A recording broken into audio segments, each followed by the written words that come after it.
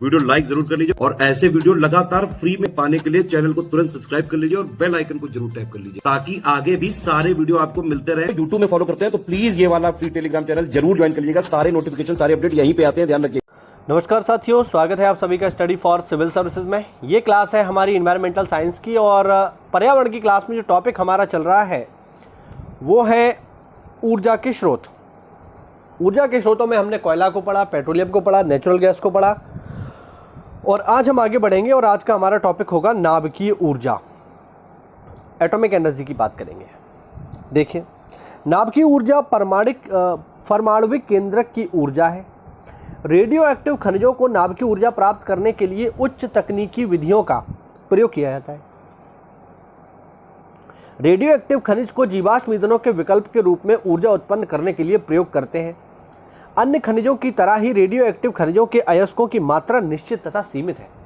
यानी ये भी एक ऐसा स्रोत है जो आपका, हम ये कहेंगे कि अक्षय नहीं है, मतलब ऐसा नहीं है कि कभी ख़त्म नहीं होगा।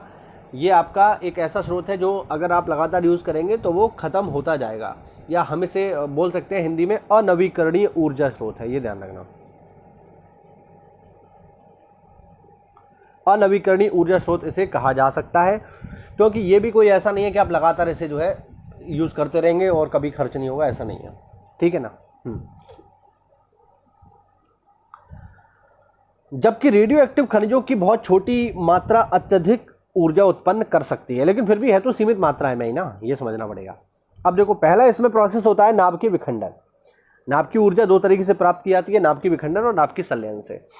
देखिए, विखंडन का अर्थ क्या है यहाँ पे? विखंडन का सीधा सा अर्थ है कि कोई भारी नाभिक था, जैसे एग्जांपल के लिए यूरेनियम 235 है ना, तो अगर आप इसको विखंडित करोगे तो ये दो छोटे छोटे परमाणुओं में टूट जाएगा और जब ये प्रोसेस होगी तो इस प्रक्रिया में बहुत अधिक मात्रा में ऊर्जा उत्पन्न होगी। ठीक है ना।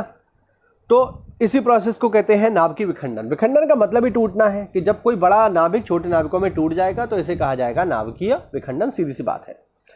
दूसरा होता है नाभिकीय संलयन। इसमें क्या होता है? इसमें दो छोटे छोटे परमाणुओं को आपस में जोड़ करके एक भारी नाभिक हम लोग बना देते हैं, एक भारी परमाणु बना देते हैं। जैसे हाइड्रोजन को आपस में जोड़ करके क्या बना देते हैं? हीलियम बना देते हैं। ठीक है, लिखा हुआ है। इस प्रक्रिया में छोटे नाभिक जैसे हाइड्रोजन तथा उनके समस्थानिकों जिनमें ड्यूटेरियम तथा ट्राइटियम इत्यादि हैं को संयलित करके आपस में, मतलब जोड़ करके एक भारी नाभिक बना देते हैं। जैसे हाइड्रोजन के छोटे छोटे नाभिक आपस में जोड़ दीजिए, हीलियम बना दीजिए, तो ये हो गया नाभिकीय संलयन। एक्चुअल में सूर्य में तो यही हो रहा है, तभी तो वहां से ऊर्जा मिल रही है हमें। तो ध्यान रखना, ये दो तरीके की प्रक्रिया होती है, नाभिकीय संलयन और नाभिकीय विखंडन। हम जो बेसिकली ऊर्जा प्राप्त करते हैं वो नाभिकीय विखंडन से करते हैं, क्योंकि संलयन बहुत ही मुश्किल प्रक्रिया है, उसे इतना कंट्रोल कर पाना भी पॉसिबल नहीं है। तो इस चीज़ को थोड़ा सा आप लोग ध्यान रखिएगा। ठीक है, अब देखो जरा, रेडियो एक्टिव खनिज जिनके विखंडन द्वारा नाभिकीय ऊर्जा का निर्माण होता है, संभवतः अनवीकरणीय वैकल्पिक ऊर्जा के स्रोत के रूप में इन्हें मान्यता मिल सकती है, क्योंकि यह एक अयस्क से प्राप्त होती है जो सीमित मात्रा में पाया जाता है। नाभिकीय विखंडन जो अस्थायी होता है एवं विखंडित या टूटने पर ऊर्जा मुक्त करता है। जब कभी भी यूरेनियम 235 के नाभिक पर एक न्यूट्रॉन मुक्त होता है तो ये नव निर्मित न्यूट्रॉन 235 के अन्य परमाणुओं पर प्रहार करके एक श्रृंखला अभिक्रिया का निर्माण करता है, जिससे ऊर्जा निर्मुक्त होती है। उसी ऊर्जा का हम लोग यूज कर सकते हैं एनर्जी को जनरेट करने के लिए। आगे देखते हैं जरा।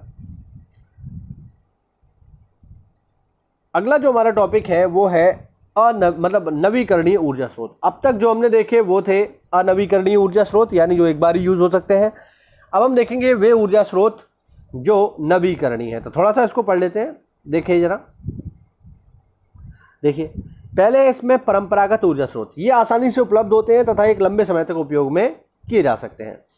दूसरे होते हैं गैर परंपरागत स्रोत, ये आसानी से व्यवहार में लाए जाने वाले ऊर्जा के अतिरिक्त स्रोत हैं, यानी जो हम यूज कर रहे हैं वो तो है ही, उसके अलावा ये भी हैं, तो इन्हें कहा जाता है गैर पारंपरिक ऊर्जा स्रोत। जैसे थोड़ा सा पढ़ लो इसको। जैसे देखिए, अब परंपरागत अनवीकरणीय ऊर्जा के स्रोतों की अगर हम बात करें तो वो है जीवाश्म ईंधन, जैसे कोयला है, तेल है, पेट्रोलियम है। और परंपरागत नवीकरणीय ऊर्जा स्रोतों की बात करेंगे तो लकड़ी है, गोबर है, ठीक है, ये सब जो है, चारकोल इत्यादि। और गैर पारंपरिक ऊर्जा स्रोतों की अगर हम बात करें साथियों, तो गैर पारंपरिक ऊर्जा के स्रोत हैं जो नॉर्मल कन्वेंशनल नहीं है, जिन्हें आसानी से लोग इतनी जल्दी नहीं अपना रहे हैं, धीरे धीरे इनको यूज में लिया जा रहा है। जैसे सौर ऊर्जा है, जल ऊर्जा है, पवन ऊर्जा है, नाभिकीय ऊर्जा है, हाइड्रोजन ऊर्जा है, भूतापीय ऊर्जा है, ये सारे के सारे गैर पारंपरिक ऊर्जा के स्रोत हैं। तो साथियों ये हुआ आज का हमारा एक छोटा सा वीडियो, इसमें हमने बात करी बेसिकली नाभिकीय संलयन और नाभिकीय विखंडन के बारे में, और परंपरागत ऊर्जा के स्रोत और गैर परंपरागत ऊर्जा के स्रोत। मिलते हैं साथियों अगली क्लास में, तब तक के लिए जय हिंद, जय भारत, वंदे मातरम।